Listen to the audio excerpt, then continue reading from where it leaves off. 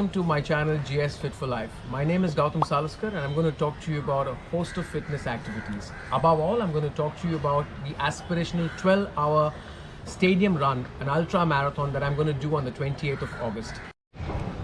So what's an ultra marathon? Any distance above the usual 42-kilometer marathon, usually a 50-kilometer, is considered an ultra marathon.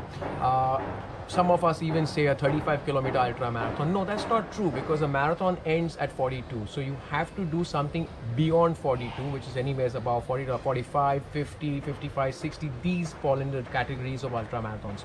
So when you do a 12-hour run, typically you would exceed the 42, and obviously the benchmark or the cutout is about 65 kilometers for a person to get the relevant certificate, and that's why it's called the ultra marathon. So the 12-hour run, I got to know about this event on the 1st of June, and as of today, the 28th of June, we've already finished a month.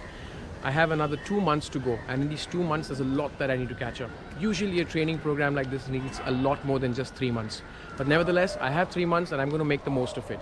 So I'm going to talk to you about nutrition, I'm going to talk to you about strength training, I'm going to talk to you about flexibility, training for running, and training for a lot of other things, because this is an arduous run. It's not going to be easy. 12 hours on your feet, that's going to be a challenge. So keep listening, I'm going to talk to you about it more. So before I start explaining to you what goes into practicing for a 12-hour run, let me start by telling you how did I suddenly want to do this run. Honestly, the longest run I've ever done in my life is a 50-kilometer Tata Ultra. But I've always aspired to do a 72-kilometer Khardungla challenge, and I wanted to enroll in 2020. I wanted to enroll in 2021. Unfortunately, both these events got cancelled for obvious reasons, COVID. So on the 1st of June, through a friend, I got to know about NEB Sports organizing the 12-hour marathon in Mumbai. It's a stadium run, and I couldn't let this opportunity go because this was closest to what I would have done otherwise if I had participated in the Ladakh 72-kilometer run. The drawback is I hadn't practiced for Ladakh simply because it was a cancelled event. Now I just about had 3 months to start practicing, which is too daunting. Nevertheless, that's exactly what I wanted to do. So 28 days down the line, today is the 28th of June, and I have completed a month, only 2 more months to go. It's a lot of practice remaining, and I'm going to talk to you about my training plan, my nutrition, and a lot more as we go forward. Anything to do with the 12-hour run, you need to be walking, okay? And that's the whole story. So here I am in my society's senior citizen gym, taking the opportunity of nobody coming down at this point of time and using this little walker. So 12-hour run, it's an audacious run plan. You have to run in the stadium. Running in the stadium is a lot different from running in the road, because that's what most marathoners do. Marathoners run on the road but not in the stadium, and it's a lot different from what normal running is. So practicing for that is difficult, because where can you practice on stadium runs? Worse, stadium means you have to run just 400-meter loops. And if you are a marathoner, you know, nobody likes to run in loops. Imagine running for 12 hours in loops of 400 meters, and that's the kind of practice you have to do. So the interesting fact is that in these 12 hours, you got to complete at least 65 kilometers if you wish to qualify and get a certificate. Well, aspirationally 65 kilometers is not too daunting, because if you have run a 50-kilometer or if you've done a marathon in sub 5 hours, which is the typical cutout to participate in this run, you would amass 65 kilometers in 12 hours. But you never know, on that given day a lot can go wrong, and sometimes running in the stadiums, as I told you earlier, is a lot difficult.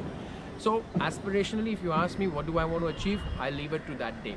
There's a lot of goals in my mind, but I'm not going to keep them. I'm not going to mention them to you at this point in time. I would love to do 100. I would love to do 90, God forbid, if I can't complete my 100. Nevertheless, I'll take what comes, but I'm going to be definitely doing more than 65. So another aspect about this 12-hour run is that you get an opportunity, if slots are available, to choose whether you want to run a night 12 hours or a day 12 hours. Okay, which means you start at 5 p.m. in the evening and run until 5 a.m. in the morning, or you start at 5:30 a.m. in the morning and run until 5:30 p.m. in the evening. And I've picked the first one, which is 5 p.m. in the evening to 5 a.m. in the morning. Simple reason being that is the time I think I have abilities to practice. With my schedule, where I conduct a lot of sessions early in the day, sometimes in the day, I don't have the opportunity of 100% practicing through the day, which is why practicing in the evening is more relevant to me, and which is why I picked that slot up, and I was lucky enough to get it.